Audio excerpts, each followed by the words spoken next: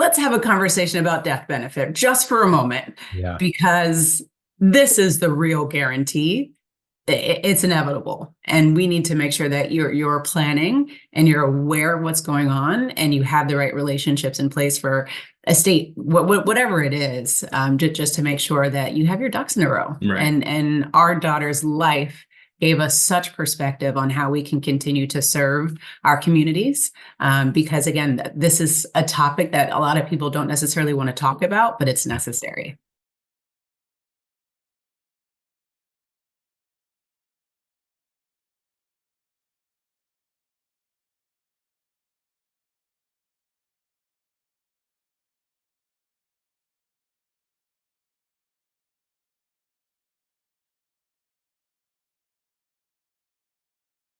It is, it's just honestly, sincerely a pleasure to be here with you both. And congratulations on your journey and your success and how you're serving the people and your presence on YouTube and how you grew that from nothing into just a mammoth channel that continues rising in popularity.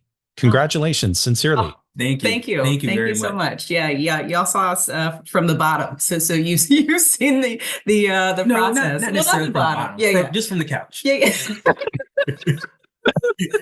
Well, Just you from know, the couch. we being headquartered up here in Canada.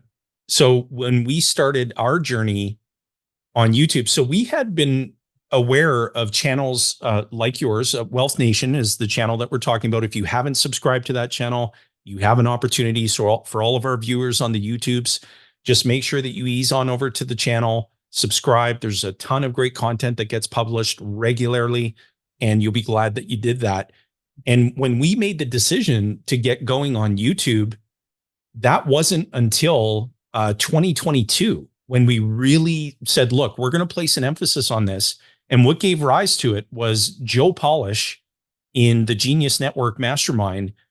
Evan Carmichael became a part of the group, and he had challenged everybody. He said, look, you need to go all in on YouTube because people are going there to learn. Yeah. And so Joe said, okay, I'll be the first to step up. I'm going to do 221 videos on my YouTube channel this upcoming year. I put my hand up and I said, we'll do 222. Had no idea what to do. So immediately I thought about who, not how. Mm-hmm. And Evan was kind enough, and Evan's actually implementing IBC. He's a client of mine. Fantastic. Wow, Evan. So, Wow. yeah. So he said, hey, I just want to help. I just want to be helpful.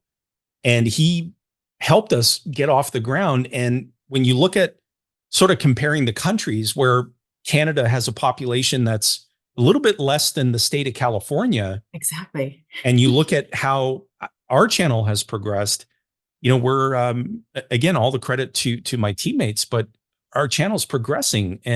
But would you agree with, so most people who embark on that journey on YouTube, they just don't stick with it. Like they want to see 100,000 plus subscribers by next Friday, not really understanding that it takes work and it takes consistency.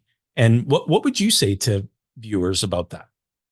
I would agree, because I mean, it ebbs and flows. YouTube changes things often, and you have to go with those changes. Some of the things that you did 6 months ago doesn't work the same as it does currently. So just consistency is probably the biggest thing, the biggest thing that prevents people from growing their channels. Yeah. And I'd say too, you know, it's really interesting. I totally agree with you. So many people are like, I'm going to do YouTube. And we're like, okay, can you consistently maintain YouTube? Like your life depends on it. And, you know, in some instances it does. Right. And so, the biggest thing that I would say is, as we've noticed, as our channel has grown and grown and grown, there's even more work and more pressure that comes to maintaining that, right? 1,000%. So every now and then we're like, oh, remember the days when we had like 500 people watching the video, you know? And so it's just that there's just more that comes with more subscribers, and we're so grateful. But it's been an amazing journey of just learning how this whole process grows. And experience. Now, how did you guys make that commitment together as a team? And you're like, okay, we're going to give this YouTube thing a whirl. Or was it like, We discussed it. We put some, we put some spreadsheets together. We had the whiteboard going. And after our cost benefit analysis, we says we're going to double down our efforts on YouTube because you guys operate, you have your unique abilities, and as a team, you work really well together. So I'm curious, at the beginning when you made that decision, was it let's just put something up there and see how it works, which I'm thinking Carmen would have went for, and Darius was probably more like, wait a second, how does this fit into a spreadsheet? Am I on track, or how did it all come together? Let us know. You know us all too well. The engineer, he needed to know every single nuance, right? It was so simple, Rich. Food was the motivation. So as you are humbly growing your business, you will do just about anything to get in front of your next client. And so we were doing a ton of networking back in 2017, 2018, like literally 4 to 5 networking events every single week. In a new city that we just moved to recently. Arizona at the time. Yeah. And we were trying to, spread the good word. We're like, yo, y'all need to know about infinite banking. Like we were just standing on our soapboxes, on the corner of the streets, like somebody listen.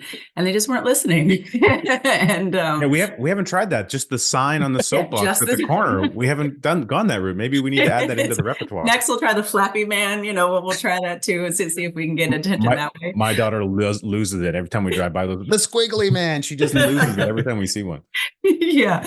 And it just, by the grace of God, one of our best friends, Marissa Romero, check out her YouTube channel as well. She's a YouTuber and a client. And she was like, hey, I'm thinking about my policies at 2:00 in the morning, and I need to watch a video of you guys like explaining some of these things over and over again so I can cement this level of understanding. Yeah. And she said, can you just put some videos on YouTube so I can have you at my disposal everywhere you go? And we're like, yeah. And at the time we were thinking, genius, we'll create a video library for the same questions we get time and time again. And we can just say, hey, Rich, check out this video, hey, Jason, check this one out, or, send it in emails. And the very first person that reached out to us, I think it was like our 3rd video on YouTube, was from South Africa. And was like, hey, how do I do this in South Africa? And we're like, I'm sorry, what? How did you get this? Yeah, because we didn't understand the SEO mechanism that YouTube was. We just thought it was the place for people to put cat videos and baby videos on, not knowing the mammoth of what it was behind the scenes. Right. Well, again, for all of our viewers watching this, your channel is spectacular. And so we tip our hat to you and say job well done. And if you were to reflect back now on your journey with the infinite banking concept, this process, so reflecting back on years of this journey now, what is inspiring you the most now compared to when you first got started in your journey? Our family's grown. It's not just a Darius and Carmen show. It's Darius, Carmen, and a little one. It's our family is getting older. And as the youngest ones in our family, we know that we have big responsibilities as adjustments and things happen in our families. So that's the focus, family. Everything begins and ends there. It does. Yeah. Everything begins and ends there. And we can relate to this too, very much so, because we found that in the marketplace. So and perhaps you can both relate to this too. So as our business grew, people were very focused on implementing this at the individual level. Like, I need to get a policy for me. I need to get this going in my life. I need to get it started. And then when we began to have these conversations around how to implement this at the family level, there was a lot of questions around how do I explain this concept to family members? How do I get people to understand it the way that I do? And that was a signal to us that we had to really place a high degree of emphasis on helping them, because we were doing it in our own family. Absolutely. And it's like, why don't we transfer this knowledge to our client community and help them by actually helping them do this at the family level? And having kids involved and explaining it in a ridiculously simple way, it just sort of, it brings down the barriers with the adults in the room to say, you know what, we don't have to try and complicate this. It really is truly simple. And so that is very much in alignment with where we are too in our journey, and helping people embrace it at a family level, because most often existing clients say, oh gosh, I I can insure other people that I have a beneficial interest in. What would the advantage of that be? Mhm. And then once you get into explaining it, the solution becomes clear.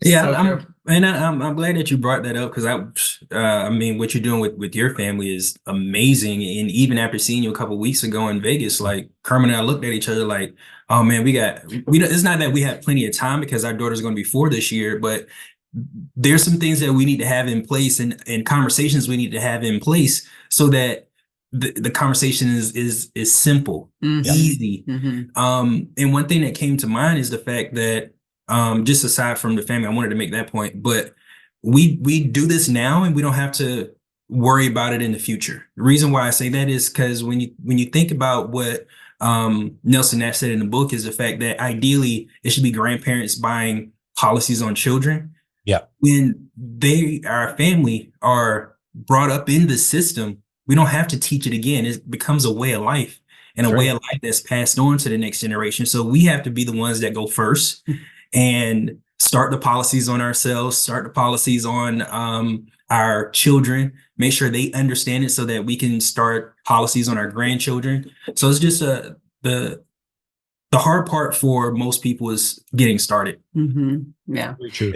It's And interesting you go ahead, mentioned Rich. that. Sorry. I have a really story that I'm actually working on something for a gentleman who's a client of mine, and he has 2 kids, and they're about 9 and 11, somewhere in that range. And so they actually have policies that he got on them early on, and they're 20 pay policies, the typical kind of standard ones, although a decent size. Mhm. But on the mindset of, oh, in 20 years, we won't have to fund it anymore. And so now understanding about IBC, learning more about it, he recognizes that we want to be able to continue funding that. Yeah. And so one of the issues that's been created is because they have these policies and they're seasoned, they've been around they're entering their 9th year. Wow. They're in a position where in 11 years they won't be able to put any premium in, so they Ooh. can't make it grow anymore. Does that make sense? Yeah. Yeah. And Yeah. and additionally, he has a not a heart condition, but as family history, there's some heart issues in the family history, and it impacted actually even his own insurance application. And so he's wondering, okay, will that potentially affect my children now? So do I need to get something else? They have a great policy, they have coverage, what they don't have guaranteed insurability. So we're now looking at getting something new that'll allow them the ability to have continuity of premium for their Absolutely. child's lifespan, which they otherwise wouldn't have, as well as lock in that guaranteed insurability to have that peace of mind about what's happening. So when the first policies are done being paid, they can continue to pay on policy 2, and they can start cranking up policy 3, and in a couple of years, policy 4, by setting that in stage now. So it's that long-term family thinking that we're considering here. And in fact, he can even utilize the existing policies to kickstart the new ones to get to a point, and then he can backfill them when the premium on policy 1 is no longer required. He can just redirect the same cash flow to replace the value. Does that kind of make sense? Yeah. So there's a way of thinking about integrating things over a period of a long time when you have known events in the future, and you can get people along that journey of thinking long range like Nelson taught us to do. Right. Rich, you have no idea what you just did for our family and for the family that you're talking about. Well, 1, amazing. And 2, Darius is going to be like Excel sheeting the hell out of what you just explained. So receive a phone call in probably about 48 hours, start. Just like, hey, Wait. Rich, what was that one more point? And how did you do that one again? Darius, I was going to add to say that in Nelson's book, when he described, he responded to the question, what if I'm uninsurable? Yeah. And he led the reader through the father who was not life insurable, but put a policy in place on his daughter. And then eventually the father was able to essentially recoup everything that he had paid in premium in the policy. He passed away. His daughter becomes the automatic primary owner of the policy and the cash value in the policy. Nelson went on to ask the question in the book, doesn't that seem like a little bit like life insurance to you in terms of leaving behind a benefit? Right. Go And- figure. Isn't but that that- amazing? That was something from the Also book not that taxable I didn't in that see it. situation. I didn't see it until it was explained years later. And so part of what we love to do, and we know that you both love to do as well, is to bring people back to the book, because the more you see, the more you'll see you didn't see. Oh my, yes, bars. Absolutely. It's the gift that keeps on giving. You know, Yeah, every time you pick it up, you just know that like you're going to get something else. And I wanted to add, Jason, too, to the question that you were asking, like the growth and kind of where we see ourselves and where our just life experiences have brought us. Back in 2022, we had our second daughter. She was born with a terminal illness. Oh, And I'm so sorry. thank you, but I don't want to take it, take it to a morbid situation, but this is life, right? Yeah. And so she was diagnosed with this terminal illness. We had 9 amazing months with her and learned so much. And it wasn't until when she passed where we recognized, holy smokes, we have the greatest job in the world. Yeah. Because what we learned in Vegas, right, just a few weeks ago, we show up with a check. Everyone else needs fees and services and money. I need this. I need this. That there's so many expenses that come when a funeral happens. And we had a little one pass, and it was still crazy expensive. And she didn't have assets or wills or any of that. We didn't have to deal with any of that, and it just put us in a completely different perspective of how we can continue to serve our clients, even outside of the wonderful cash value benefits. A lot of times we feel like the focus is always on, what's my splits, the cash value and this and that. And we're like, yo, family, let's have a conversation about death benefit just for a moment. Yeah. Because this is the real guarantee. It's inevitable. And we need to make sure that you're planning and you're aware of what's going on and you have the right relationships in place for estate, whatever it is, just to make sure that you have your ducks in a row. Right. And our daughter's life gave us such perspective on how we can continue to serve our communities. Because again, this is a topic that a lot of people don't necessarily want to talk about, but it's necessary. Boy, It's such a powerful story. Thank you so much for sharing that with our Yeah. listeners. And Yeah. and it reminds me of one of our mentors, Bob Shields, who said everyone should die for a week to see what they leave behind in that experience, and then you would know and understand what needs to happen. 100%. So, I mean, thank you so much for sharing that story, because your perspective in not only doing this and teaching this to other people, but the journey of growth that you have as you go from your beginnings to where you are today to where you will go, all of that's going to formulate a way that you convey the message to people, and you do it with impact and with conciseness, but with emotional connection, because you can really truly share with people what the value, what the importance is of everything that Nelson taught us, and then how you carry that forward now to the people that you serve. Absolutely. Right. Absolutely. Yeah. It's like we said, everything begins and ends with family. Right. And so, what we do is such a beautiful opportunity. What we all do is a beautiful opportunity to serve our families and everyone else, right? Business owners, whomever you are, we got your back. Well, I'll say as well, from one being a father of 4 and one parent to another, there are no words. That's unimaginable, but to see you both, in strength and having still, that servant heart and wanting to bless other people's lives in a positive way, and recognizing that there are many people out there who discourage parents from ensuring their newborn children. And while that's really unfortunate, the more we can shine a bright light on the truth and the advantage of taking care of family, and also acknowledging and respecting that life is precious, and we just simply do not know when we are going to graduate. Right. But we do know that time will come. And when that death benefit shows up exactly when it's needed the most, we have had to fulfill that duty of care on a number of occasions. And not once has a family said, we had hoped the check would be for less money. It brings a sense of immediate relief financially, so that you can take the time to grieve the way that you should. 100%. And you can take the time to celebrate the life of that loved one that's no longer here.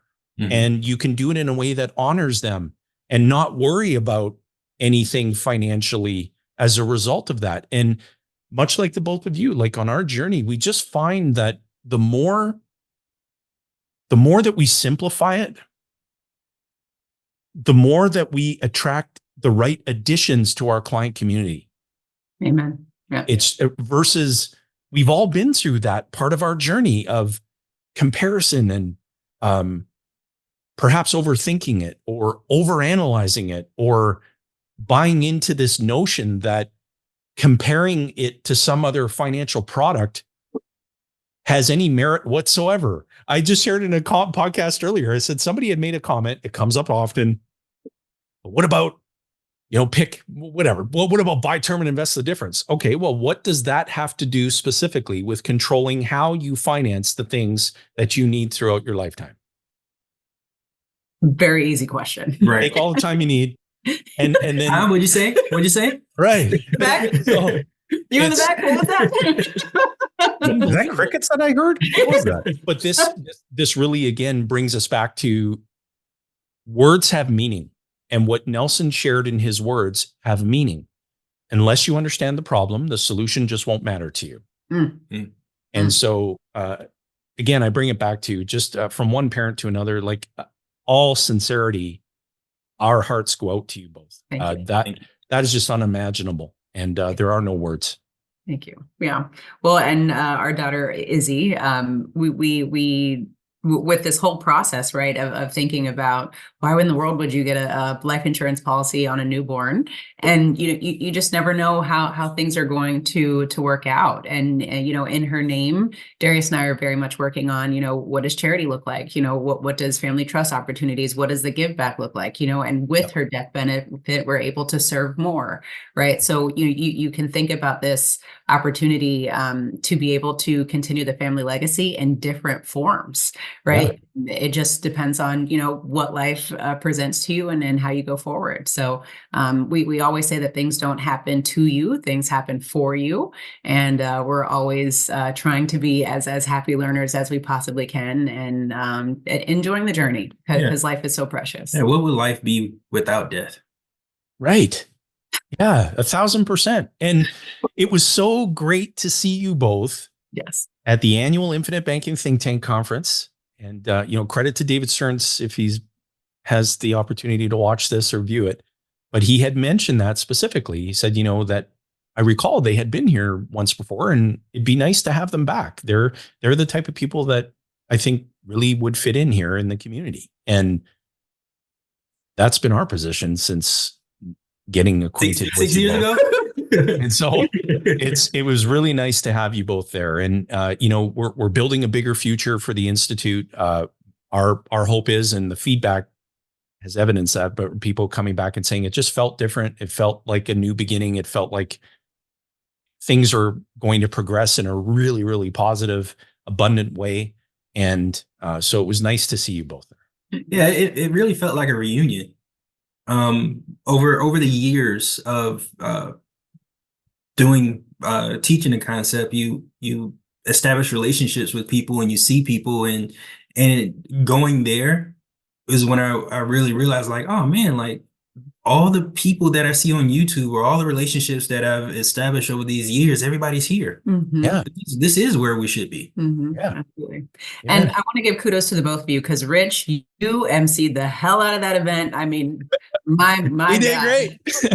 you maintained the energy levels. You were entertaining. You were thoughtful. You herded the cats. I mean, you did such a phenomenal job. So I definitely want to give you your flowers. And also, Jason, you and your family, your nephew, your sons, and yourself. All of your presentations, I had, tissues out the wazoo, because the family piece is I was just so connected from the boys' presentations, and then with you and seeing what you do with your family. So it was phenomenal to be a fly on the wall and to be in the same room as you all. Likewise. You saying that, I suspect the camera guy wasn't as happy because both Jason and I tend to move around a stage a lot. And those guys. Well, you just stay put. I'm trying to get the angle. Stay behind the podium. It's never been Richard's strong suit. What I'd love to hear, because having that experience, of course, and we're recording this, so we have a lot of obviously advisors and other people maybe who are thinking about attending a think tank or becoming a member of the Institute or what have you. What would you share to folks listening in about your experience, and what were some of the big takeaways and things that you really got out of being at this year's event? For me, I would say it's a reminder that you're not crazy. This thing called whole life, it actually kind of works. It makes sense. And when you're in a room full of all those people who think the same, and we're able to have these really thoughtful conversations, you're like, okay, yeah, that's right. Okay, I'm in the right place. So that was me, I would say. But it was just again another reminder of the amazing opportunity we have to influence amazing change in our societies. I know that Darius and I we're going after closing the gap because we recognize that 50% of Americans don't have life insurance. Yeah. And so for us, that's our mission. We got to close that gap, baby, because families need protection. And so when you look across the room and you're like, wow, we're all here on the same mission, trying to do the same thing. It's just a really great room to be a part of because everyone's willing to help and to share and to learn and to connect. And like Darius said, for us, it was also a confirmation, like we've been doing this thing for a little bit because we knew some people in the room. So it was really, really nice for us to get back into that environment. Yeah, I would second the mentality piece of it, the mental piece, because you do kind of feel like you're on an island, just talking into the camera, talking about the Nelson Nash book by yourself, Right.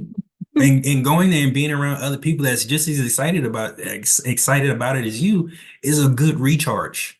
Yeah. It was an amazing recharge. I'm still going off a high from the event, and I'm sure that's in our work ethic as we seen how other people are doing things, how other people connect with clients, their different angles and conversations that they're focused on niches.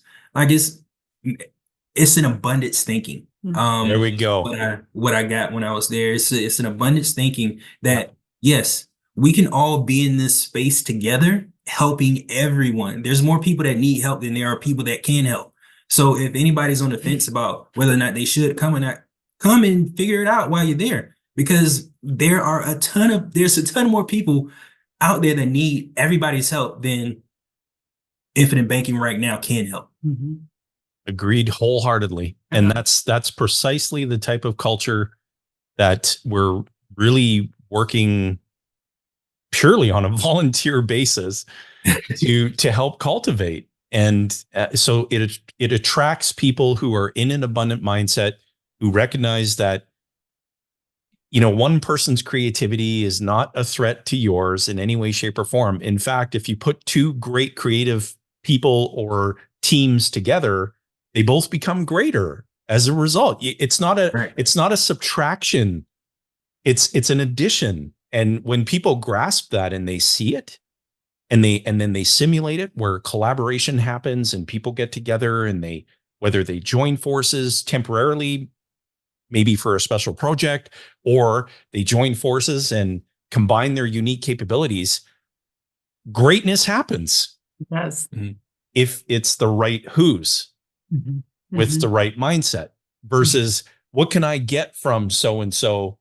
What can they do for me? Well, why don't we focus on serving rather than being served and watch what happens? Ooh, you said a mouthful. Amen to that. Yeah. Incredible. We can drop and end right here. Oh, what did you just say? Think about how you serve instead of you can be served. Like I got to write that. Think about serving rather than being served. Being served. Thank you. Yes. And watch what happens. And I think that's evidenced. You guys can see evidence of that in your own life, just relative to the fact that you've been building a nation, a wealth nation. And because of that effort and that energy and a great marketing method, and as well as a lot of like stick factor and consistency, what have you done? You've built an amazing channel. You have a lot of subscribers. It increases your reach.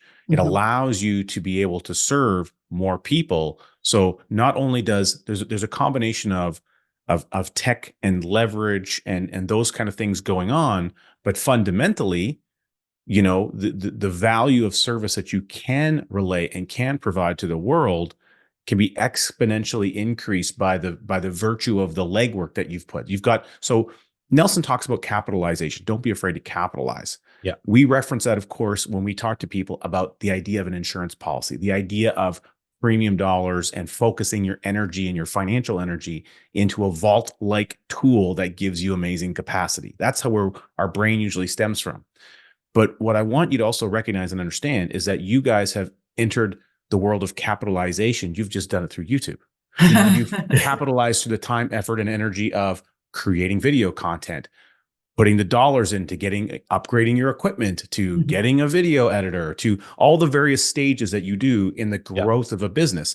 Nelson talked about teaching people how to grow a business, and he used the grocery store as an example so that he could teach a point.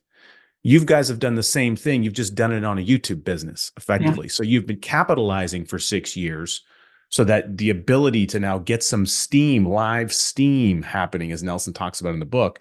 And that really can be evidenced by the amount of people that you can impact through service to help reach that goal of closing the gap, as you identified, Carmen. Yeah, well put. 100%. Yeah, I love that analogy. I think of, as you were saying, I think of when we were recording videos with our cell phones on the couch, it's like the first year of premiums. Yeah. And he's like, I got the spreadsheet to prove it. I got the spreadsheet and everything. It was really hard to fill in that spreadsheet on my cell phone, by the way. Yeah. That's a good analogy, right? And now premiums have dropped off. We smoke it, baby. We good. There you go. If you think about on your channel, the length of time that it took to achieve 100,000 subscribers compared to the length of time that it will take to get to 200,000, that window is going to be much smaller. Yeah. Than the first 100. I was speaking to a gentleman in Family Mastermind, which is credit to Matt Andrews. If you ever have occasion to watch this, you're incredible. And so this mastermind, one of the members had said, I received this accolade for, 1 million views or something related to a piece of content.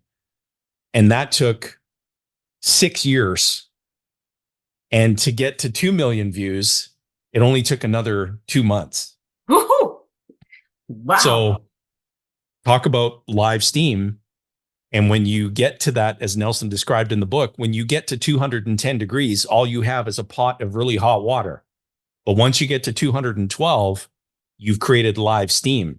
Mm-hmm. A lot of energy went into it up to that boiling point. But once you get there, the power becomes enormous. And so that's what you've done in sharing and educating and really, truly blessing other people's lives in a positive way, because I couldn't think of a single video on your channel. And again, for our viewers on the YouTubes, just go over to Wealth Nation.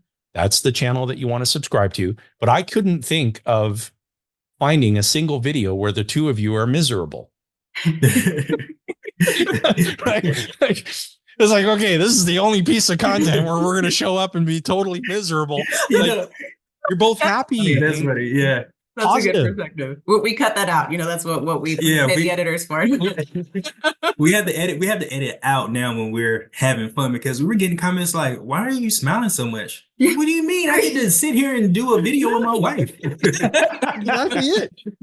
So I get to kudos work to you. with my wife every day. Great work that you're doing, and your channel is just now the momentum that you have.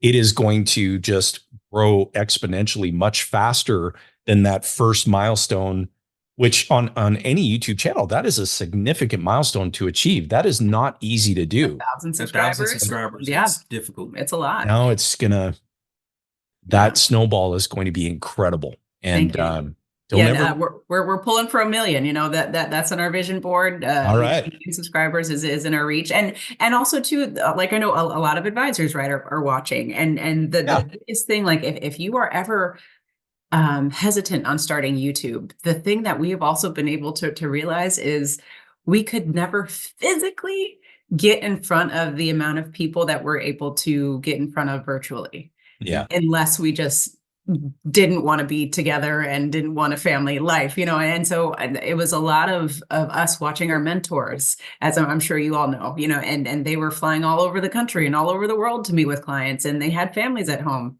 and that's fine for them, right? That's what they were cool with. But when we looked at it, we were like, we actually want to be together more than we want to be apart. And we want a vacation. We want to get on a plane for vacation, not necessarily only for client calls. Not that we don't want to hang out with our clients, right? But, we want family time. We want to be able to prioritize the things that we love to do. Boy, did we get what we were asking for. And using your cell phone, I'm looking for my cell phone, is the easiest way to get in front of 10, 15, 20 people, just in the beginning, thousands of people. And as you all see on your YouTube channel too, there's a large percentage of the individuals who aren't subscribed. So that your audience is even larger than what the numbers say, for the vanity metric standpoint. But it's a beautiful opportunity to connect with people and for people to start to know, like, and trust you. Just based off of who you are, because at the end of the day, your people are going to be your people. That's right. There's no such thing as, competition out here. Everybody's like, why do you guys teach people how to do YouTube? Like, come on, Burger King and McDonald's are right next to each other. Somebody got to eat, Totally. Let's go. Totally. We all help each other, we all grow together, and we all continue to educate families as much as we can. Yeah. And just have a ball doing it. I think it's really awesome how you identified just the impact of making that initial decision, how many people you can impact, because again, you're trying to create the life that you want. You guys took the time to vision board, to talk it out, to have those discussions before the cameras went on, right? Yeah. What is it that you really want your life to be like? And then you say, oh, well, here's a medium that we're already getting requests to do things that would simplify their life, serve the people who are asking for it, give them what they want. And by doing that, it turns out we can also get more of the thing that we want, which is kind of interesting. And I remember when Jason and I first started talking about launching a podcast, there was some, for me, I remember, like, hey, I don't care if we get subscribers. We don't need to make any generating revenue. That'd be great. We'd love to have that. Let's put that on a vision board. That'd be awesome. But fundamentally, if we can create the leverage of being able to give people the things and the information that they need so they can consume it at their time, at their schedule, on the drive to work, they don't have to try and get into our calendar to get that information, and we can be able to convey the information on a regular basis, that would be a huge win. And then when a question comes up in the future, hey, you know what? We had a great interview with Carmen and Darius about that. Hey, let me just send you the link to that so you can get all that information.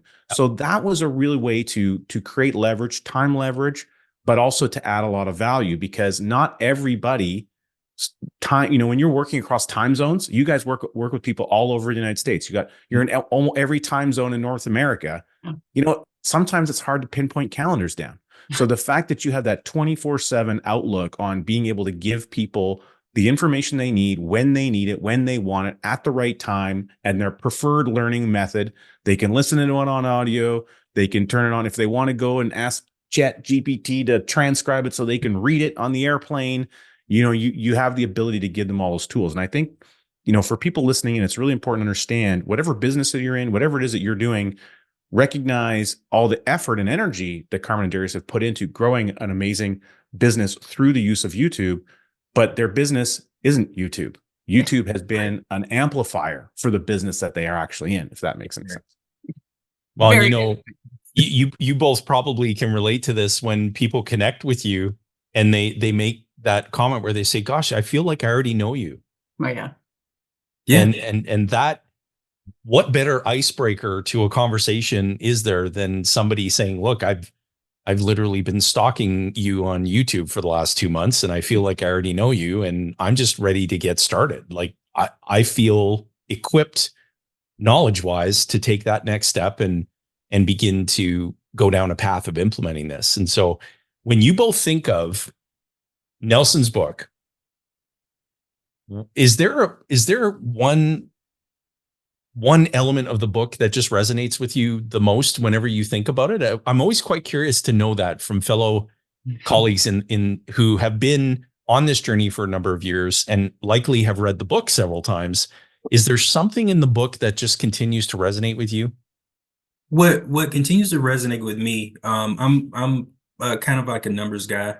First thing that came to my mind is him buying his equipment. Yeah. But as I think about it more, it's when he gave the example of the gentleman spending all his money in his house, and how typically people are in houses for about 5 years and then they move, but they have all this money that they put into interest and nothing to show for it. That's probably the biggest, the first thing that comes to my mind when I think about the Nelson Nash book is how much we really need this and how much we're subscribed to giving it away. Yeah. Yeah. Yeah. It's so true. And we just had a great conversation with an existing client on an interview right before this. And we made a comment about, there are a number of financial influencers out there, including, the Susies and the Daves and people who they serve their communities in the best way that they feel that they are. But one of the comments that had come up was a remark that your income is your greatest wealth building tool. And we feel differently about that. We think that your income is the banker's greatest wealth building tool. And so acknowledging what you just shared around this all-American young man who, and sort of relating to the example of making the wheels of the banking business and the real estate business turn in that exact order. And yet people don't understand the importance of banking in their lives. They don't understand. In fact, they abdicate the responsibility, but most importantly, the opportunity that controlling that function in your life represents. And so it's really interesting to hear you say the equipment financing and the analogy that Nelson used about where the money's flowing to and who that's actually benefiting. Yeah, if you keep your eyes on where your money's going, then you'll start realizing, why is it not in my pocket? Well, if you following the flow of money, it's flowing out of your household, out of your system and into somebody else's. That's right. So ideally what you want to do when you think about infinite banking is control that mechanism or that system in which you use to finance everything in your life, whether you pay for cash or any other means. Very good point. One of the interesting pinpoint things that I recognize here, Darius, and maybe you can confirm for me, but having the engineering background, self-proclaimed numbers guy, sounds like what really initially connected with you and really helped you get deeper understanding was the equipment financing example in Nelson's book, which is, in my opinion, for all the people I've talked to in 16 years, the most difficult part of the book to understand and to get through, because you're flipping back and forth and you're going through lots of numbers. And yet you've almost shifted. It's not that doesn't still matter or value to you, but the recognition that the part of the book that has the most meaning or value for you today, and probably in relation to how you convey it to others, is actually the problem. The problem of where's the money going? Who's got the money? So there's the problem. Always follow the numbers. That's what helped me in my career as an engineer, and even now, if to answer any question, you just follow the numbers. Where's it flowing to? And how about you, Carmen? What is one part of the book that really resonates with you time and time again? So I'm like Darius. For me, I like graphics and pictures. So the pool of funds is always very much ingrained in my memory, because that was such a transformative visual for me to see, especially the ignorance that I had with where my money is going, how the bank is using it, how insurance companies could even use it in dividends and all this thing.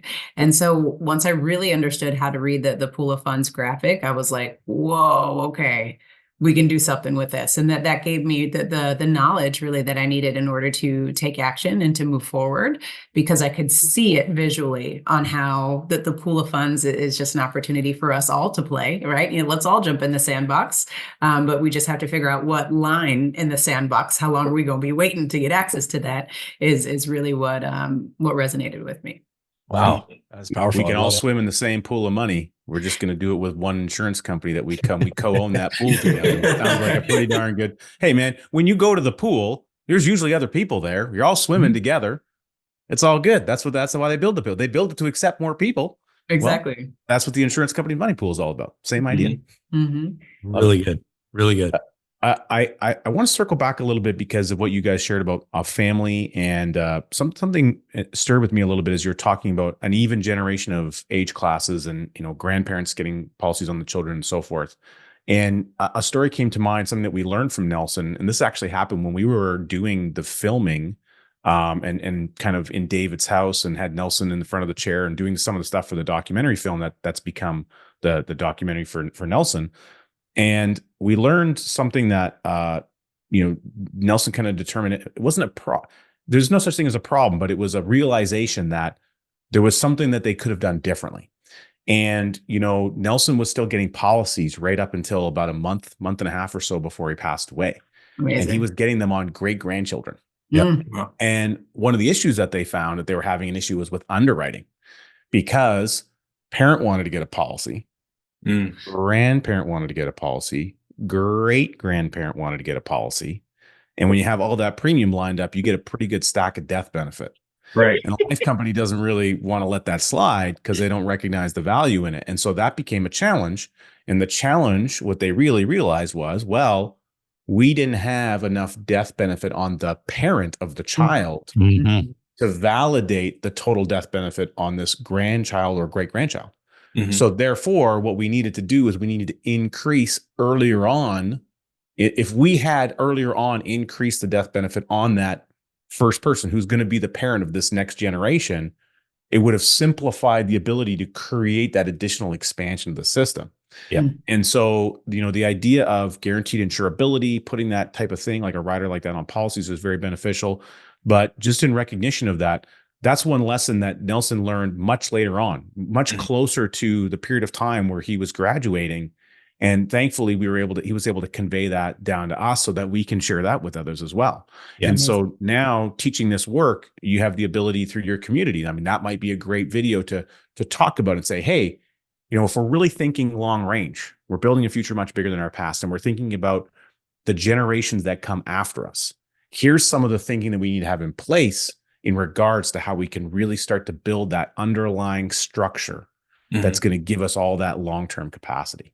Right. Oh, I love that. That's Thank you. perfect. Thank That's you for perfect sharing timing. that. Yeah. Did we say something out loud? Oh yeah, because that's why you went back. Okay.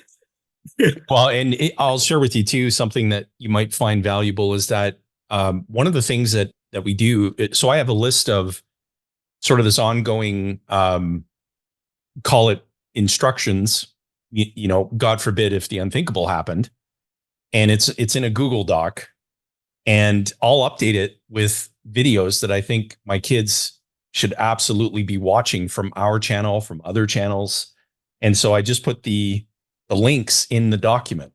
So now with YouTube and having this ability where the content will be there in perpetuity, when we record something great, or I come across something, whether it's your channel, whether it's other colleagues' channels that also have great content, I'll just copy paste the link to that video and I'll put it in the document to say, you need to watch this. Oh, you got me. Isn't that good? Yeah. And then, Oh, so good. right. So it points them. They don't have to go on, because by that time you'll both have 842,000 videos on your channel. Right. And your family's going to be like, where do we even begin? Right. Give And them. Skip the whole first 2 years. It even makes me think about going and re-recording some of our old content to update it. Yeah. Gosh, that's so good. I mean, it got me emotional because I was just thinking about thinking of the generations before us and how difficult it might have been to get access to information. Yeah. And Jason, you just said a Google Doc, you know what I'm saying? It's at your fingertips. And for you to be able to leave resource after resource after resource, breadcrumb after breadcrumb after breadcrumb, like that's the dopest thing I've heard all week. You have it. Wow. There you go. See? Great. Nugget. You put two greats together, they become greater. That's awesome. Mm-hmm. Love it. You Rich, guys are good. take us home, brother. Well, guys, we really appreciate you getting on the program here again. It's been a long time coming, and it was awesome getting a chance to connect with you. Although, granted, I was a little preoccupied with some event stuff, so I didn't get a chance to really sit down and have a great conversation. So thankfully, we were able to do this, and I really am grateful for that. One of the things we love to do here is we love to help our audience understand a bit more about our guests by really getting some clarity on what it is most important to them in relation to who they want to be a hero to. So our question for you guys is, who do you most want to be a hero to? All right, let me go first so I can make sure I don't cry. But I want to be a hero to my daughter. All right, cue my turn. Yeah, for us, going back, looping it all back again, it all begins and ends with family. And so, with the life experiences that we've been lucky enough to have, we're just so grateful to be in our daughters' lives at any capacity and to share any little bit of information we can with them. And now it's all going on a Google Doc. Thank you, Jason. Yeah, to our girls, because they're coming after us. And watch out, world. It's going to be amazing to see what they'll be able to create from our creations. Mm-hmm. That's incredible. You are both truly wonderful people, and you have great hearts. And to know that you're sharing this message day in and day out, it is nice to have colleagues who share the same enthusiasm and ambition and want to serve others rather than be served. And we thank you both sincerely for being on the program. We are going to have you back because there will come a time where you won't have the time to be on our show. Oh, no, come on now. Never. Yeah. Who are those two Canadian guys again? Never. What do they want? But we're very humbled. We thank you both for being generous with your time and spending some of it with us. And to all of our viewers on the YouTubes, you just saw another video show up on the playlist, and that's because we have a great editing team, and we know that there's no destination or landing spot for learning. So always be learning. There's always something new to learn, and we've curated this content especially for you. So continue that journey, and be sure to head on over to Wealth Nation, the YouTube channel, subscribe. Begin to consume that content. You will be glad that you did. We know you're going to love it. So everyone, make the rest of your week outstanding. This was phenomenal.